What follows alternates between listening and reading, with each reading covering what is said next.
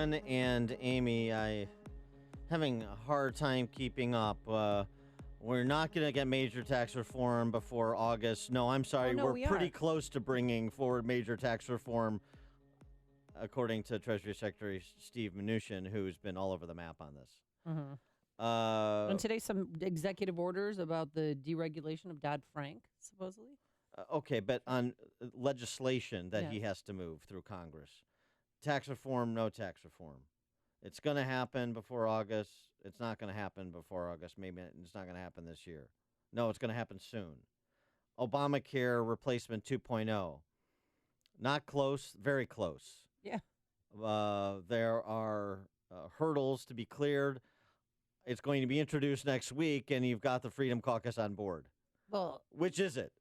House members, lawmakers aren't even back in Washington, D.C. Paul Ryan's in London right now. Well, next week they will be. Right. So they're going to rework the bill, but has anybody seen the bill yet? Well, Politico reported that essentially there is a Obamacare Replace 2.0 in the offing that includes waivers for some of the Obamacare mandates that weren't removed, that the Freedom Caucus wanted to remove.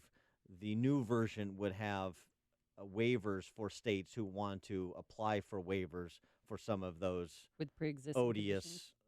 No, not pre-existing conditions, but some of the other odious mandates that the Freedom Caucus balked at in the initial version, like the community ratings and the essential benefits, those sorts of things. Okay.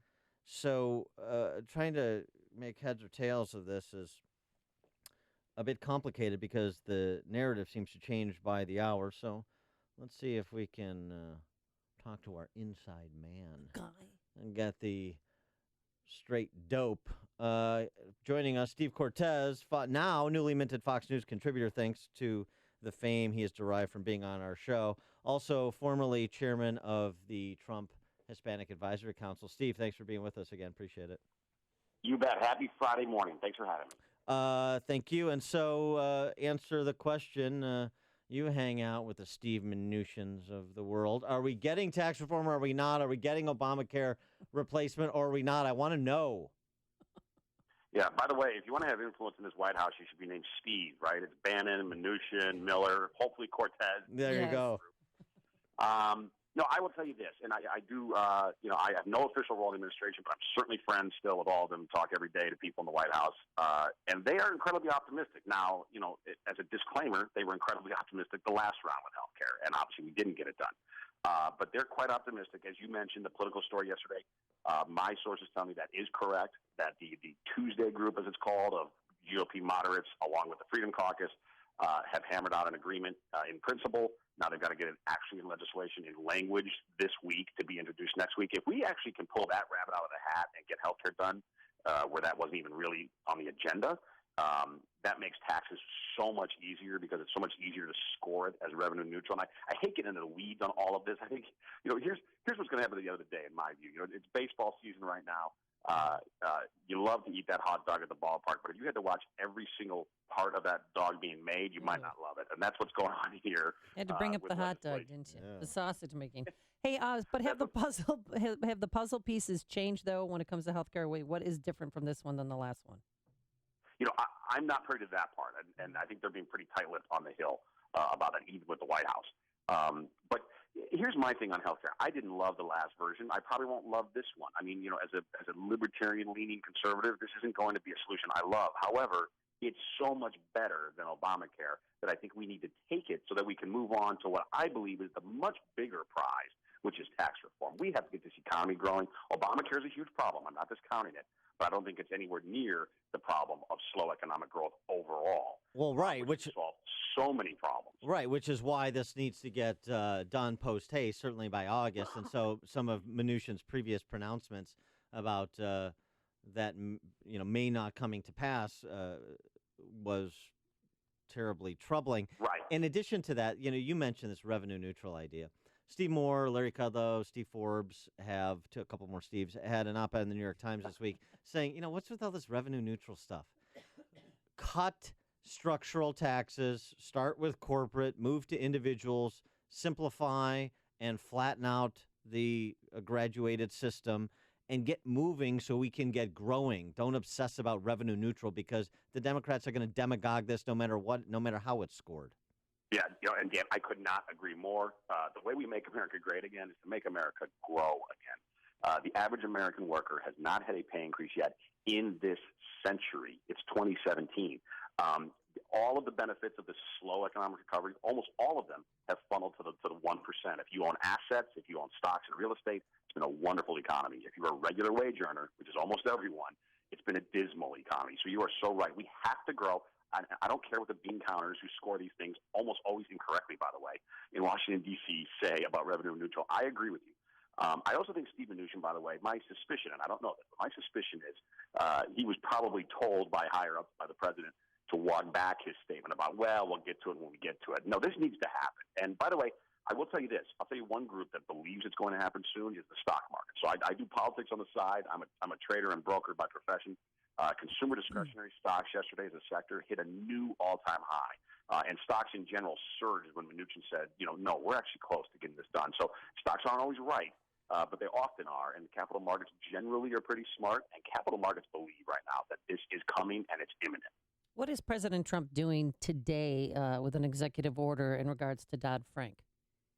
Yeah, I think this is important, and it's something where this is not to help the big banks. The big banks have done just fine, to be honest, under Dodd-Frank, because giant players, the entrenched players generally in any business, actually love regulation. They may publicly complain about it, but they love it because it protects their position.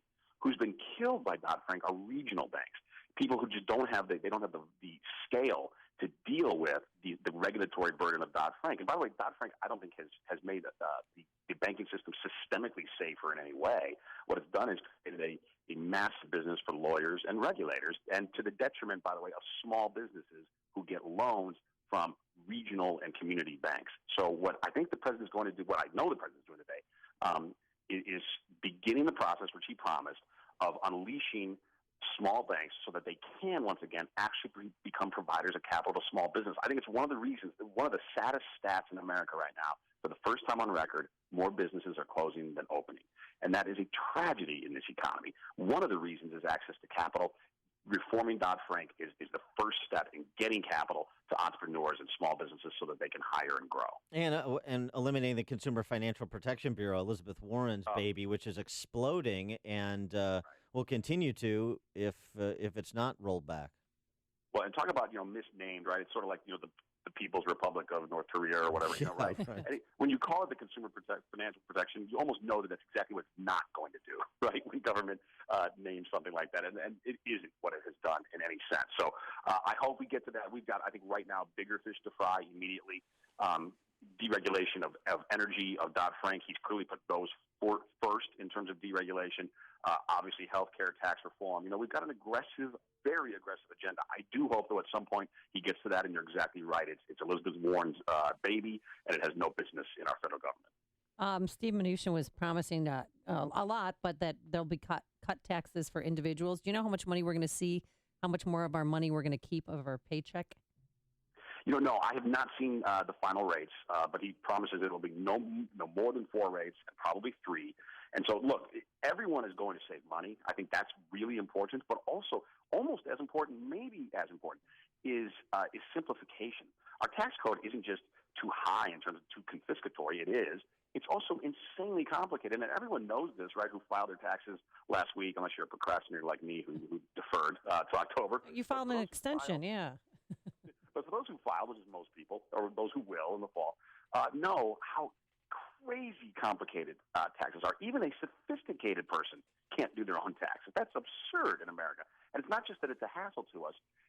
It's not just that it's a big cost to the American economy, which it is. It's also that the tax code has been used by government for far too long to pick winners and losers in society. And by the way, one of the things it's done over the last decade in particular is reward capital at the expense of labor. And that's part of why I think Trump won. Again, this is really, it's ironic. The policies of the Obama administration, which claimed to be for the working man, were actually policies that almost completely benefited the very top of the economic ladder. and to the detriment of the regular worker. That's going to start shifting when we simplify our tax code, get government out of the business of picking winners and losers, and most of all, just get the economy growing again. If we grow 3, 4, 5%, I think Americans will just be astounded. We will forget what it's like to grow quickly again. It hasn't happened since the 90s, but it will. Before we let you go, because I saw the picture, I want you to tell at least the portion of the story that you can tell about your Oval Office meeting with the president and the vice president. Yes, thank you. No, it was very exciting. It was just over a month ago. I was there to meet Steve Bannon, and he and I became colleagues and friends during the campaign. And so I was excited just to meet him in the West Wing. I'd never been in the West Wing before. And went in there, and he said, the president and the vice president would like to see you in the Oval Office. And I said, well, that's not something I hear every day. Let's go. Walked in there and got to spend about 20 minutes with just the two of them.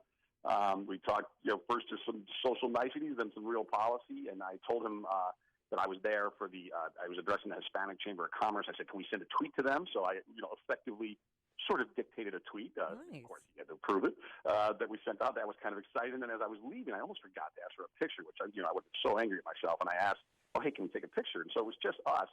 And it was the funniest thing. One thing, there's a lot that I love about the president and the vice president. But one thing I love from spending that time with them, these are two men, despite their positions, who I think don't take themselves too seriously. There was a lot of joking around, and the president said, hey, Mike, he goes, Steve, give Mike your phone. Mike meaning the vice president. Yeah. He said, give Mike your phone. Mike, take the picture. And took the picture, didn't like it. He said, Mike, I don't like that one. Take a better picture, Mike. Oh, my gosh. And took a second one. And while this was happening, Sean Spicer walked into the Oval Office and saw this funny scene. And so he took a picture of the picture being taken. So it's on my Twitter. I have it pinned. If any listener would like to see it, it's at Cortes Steve, Cortes with an S, Steve. And it was a hoot and a real privilege. And I believe I'm going to be seeing the president again in just a few weeks. So I don't know if I'll get a picture like that again, but at least it's an honor, of course, to get to see him. I worked really hard on his campaign, as did a ton of people. And I'm just so thrilled, though, that he won, and now what we can do in enacting his agenda. That's a great story. He is Steve Cortes, and it's a funny picture. Spicer taking the picture, Pence taking the picture. Fox News contributor Steve Cortes. Steve, thanks as always for joining us. Appreciate it. You bet. Thanks, both. And he joined us on our turnkey.pro answer line.